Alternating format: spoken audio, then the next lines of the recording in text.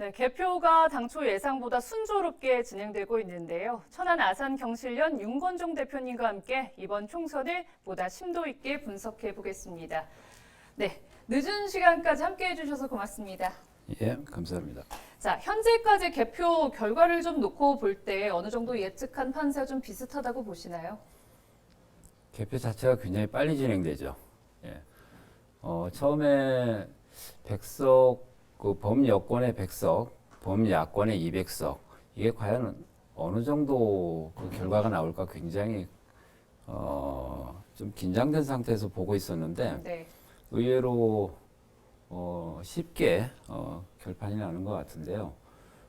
지금 100석을 넘지 못할 것 같아요. 이런 결과가 나오면 향후에 정계 개편이라든가 정치권의 변화, 그리고 우리 사회 전반적으로 미치는 영향이 굉장히 격동적으로 아마 변하리라 이렇게 좀 보고 있는데, 네. 아마 국민의힘의 이제 22대 총선이 끝나기 때문에 당권 이제 당 대표라든가 이런 조직적 구조가 이제 다시 만들어질 것이고요. 그럼 이제 당권의 변화, 그러면 현재 이제 비상대책에 대한 체계 이런 부분이 변할 것이고, 그리고 선거 기간에 이제 중간에 나왔던 얘기들이 있었어요.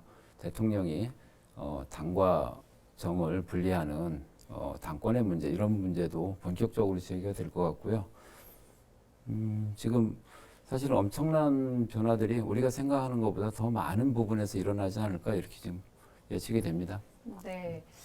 자, 그러면 공약 선거, 우리 정책 선거를 이야기를 하지만 실상은 진영 대결이 되는 경우가 좀 예. 대다수입니다. 이번 선거도 거대 양당의 양자 대결로 볼 수 있겠죠? 그렇죠. 좀 안타까운 부분이 그런 겁니다. 진영 대결, 정권 심판, 중간 평가 이런 그늘에 가려서 실질적으로 이제 이 국회의원 선거는 정부를 어떻게 4년 동안 유지를 해나갈 것이고 정부를 어떻게 견제할 것인지 이런 정치권에 대한 새로운 틀을 만드는 구조거든요. 네.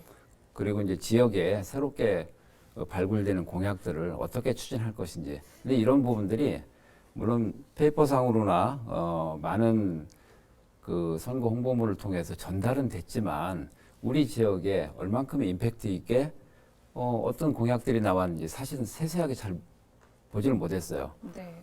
거대 양당이 어떤 얘기를 하더라. 그리고 어떤 흐름이 진행이 되고 거기서 이제 일희일비하는 이런 부분들이 다 덮여져 있었기 때문에 좀 공약적인 부분을 좀 세세하게 살펴볼 필요가 있을 것 같아요. 네.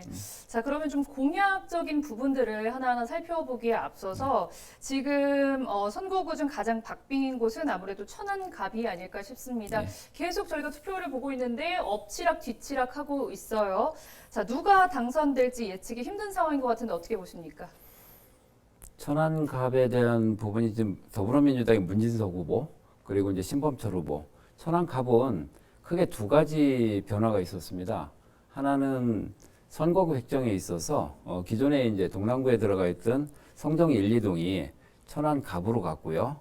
그리고 이제 병에 있던 우리가 이제 청담동하고 삼령동 행정구역상으로 이제 그렇게 되어 있는데 청룡동이 이번에 천안갑으로 편입이 되면서 네. 두 지역이 어떻게 기존의 판하고 바뀌는지 이 부분이 굉장히 민감하게 작용을 했을 것이고요. 네. 신범철 후보 같은 경우에는 아까 말씀드린 그 최상병 그 사건에 네. 아직 그 부분들이 명확하게 해결이 안 됐고 선거 과정에서도 이런 부분들이 계속 부각이 됐었기 때문에 네. 그런 리스크를 안고 과연 국방부 차관까지 지냈던 이 여세를 몰아서 국방 전문가로서 어느 정도 지역의 인지도를 높일 것인지 네. 상당히 큰 접전이 예상은 됐었습니다. 네. 근데 지금 한 2% 이내에서 아마 최종 개표가 됐을 때도 네. 2% 안에 뭐 아니면 불과 몇 표 차가 나지 않을까. 그래서 지난 초접전이 선거에서도 표 차이가 별로 나지 예, 않았었죠? 거의 안 났습니다. 네, 1,300표 정도가 예. 났던 걸로 기억이 되는데요. 지금 현재 두 후보의 표 차이는 900표 정도 차이가 나고 있습니다.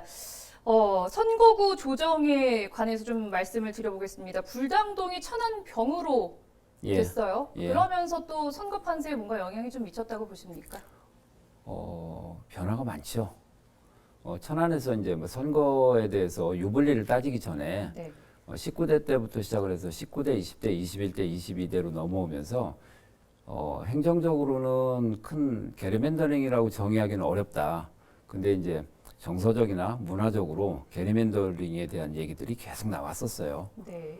성동 1, 2동 문제, 쌍용 2동 문제, 뭐 이런 문제들이 계속 나왔는데 다른 부분은 아닙니다. 행정구역과 선거구가 두 개의 행정구가 세 개의 선거구로 나누어지다 보니 이 부분들이 불일치하는 경우가 생겼어요. 네. 그래서 지역민들이 많은 갈등을 가져왔는데 이번 22대 선거에서는 선거구 획정이 어느 정도 제 자리를 잡지 않았나 이렇게 봅니다. 그래서 이제 말씀하신 네. 가장 큰 천안 새로운 신도시권인 불당 그리고 쌍용 이런 지역들이 병으로 들어오면서 많은 변화가 있죠. 이해득실도 많이 차이가 있고요. 그러면서 아까 말씀드린 그 천안갑에 천안갑은 대체적으로 보수적 성향이 강했던 지역입니다. 네. 그러면서 이제 지난 선거에 초박빙으로 문진석 후보가 승리를 했었고 네. 이번에도 초박빙으로 지금 한 2, 3% 정도 네. 한 900이니까 한 1,500에서 2,000표 안쪽에서 거의 결정이 나지 않을까. 그래서 마지막까지 좀 지켜봐야 될 것 같습니다. 네. 자, 그리고 좀 전에 대표님과 공약에 관련돼서 좀 이야기를 나눠봤습니다. 예. 선거에서 이 정치적 악재를 이겨내는 최선의 방법은 유권자의 마음을 사로잡는 정책과 이 공약이 아닐까 싶습니다. 자, 이번 총선 후보자들도 지역 맞춤형 공약들을 본물 터지듯이 쏟아냈는데요. 자, 주목해 볼 만한 공약들 어떤 것들이 있을지 좀 정리를 해볼까요?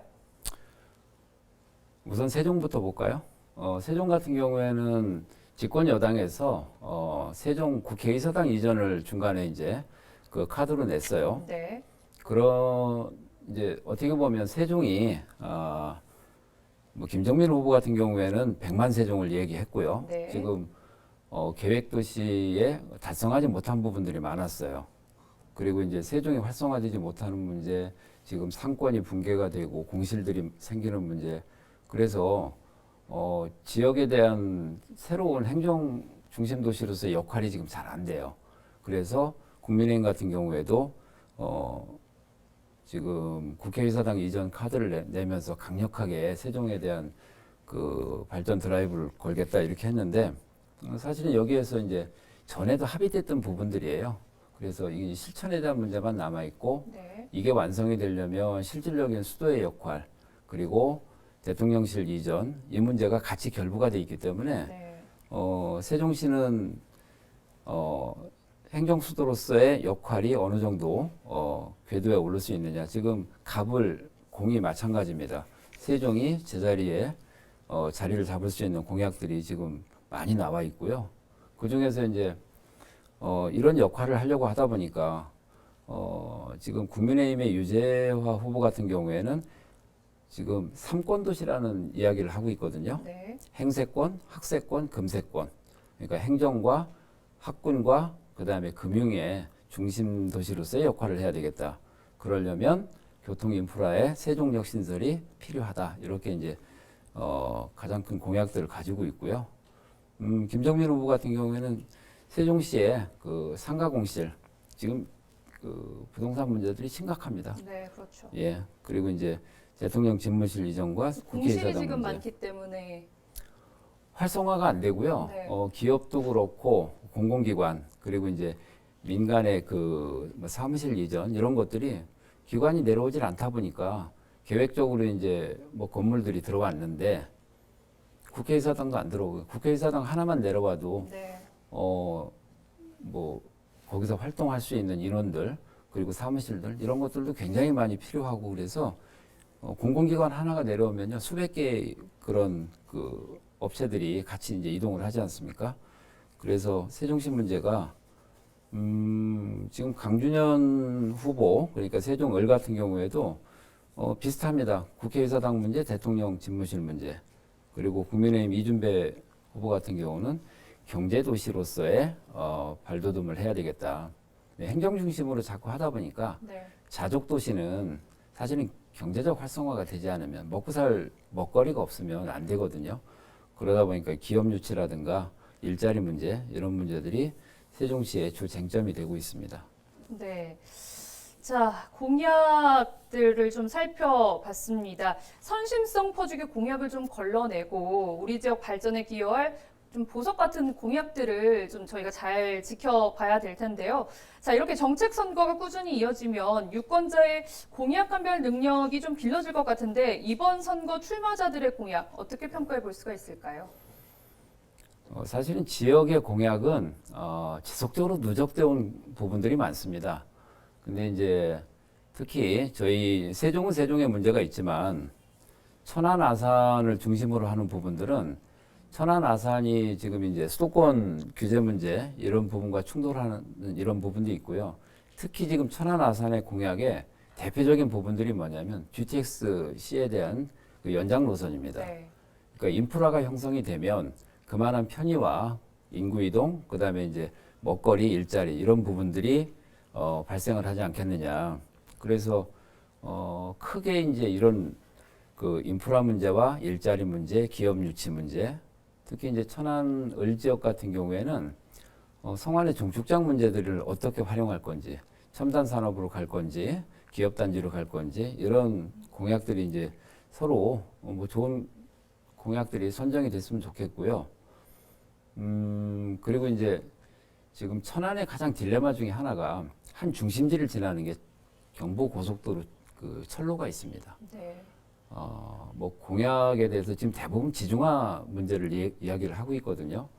근데 저는 현재 운행되는 이거는 제 사견인데 현재 운행되는 철도 노선에 지중화가 과연 굉장한 많은 비용이 들어갑니다. 네. 그리고 이제 그 구간만 필요한 게 아니라 철도는 완만한 경사를 가지고 하기 때문에 네. 굉장히 긴 구간과 공사 구역이 넓습니다. 네.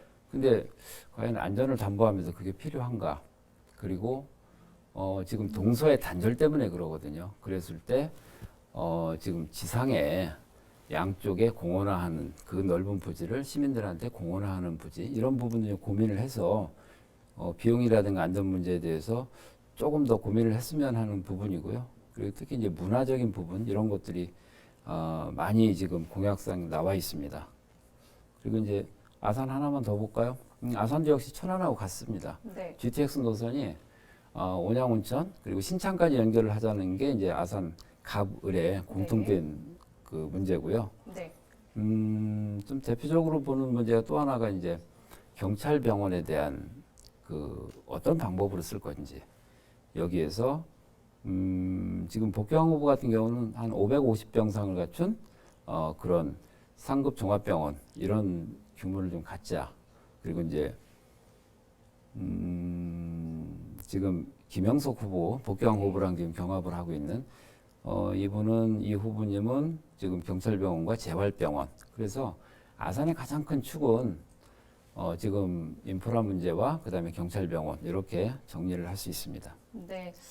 오늘 대표님께서 말씀해 주신 것처럼 오늘 당선되는 분들이 공약에서 끝나는 게 아니라 정말 우리 국민들에게 실질적인 도움이 될 수 있는 이런 공약들을 꼭 지켜주기를 바라보겠습니다. 늦은 시간 함께해 주셔서 감사합니다. 고맙습니다. 예, 감사합니다.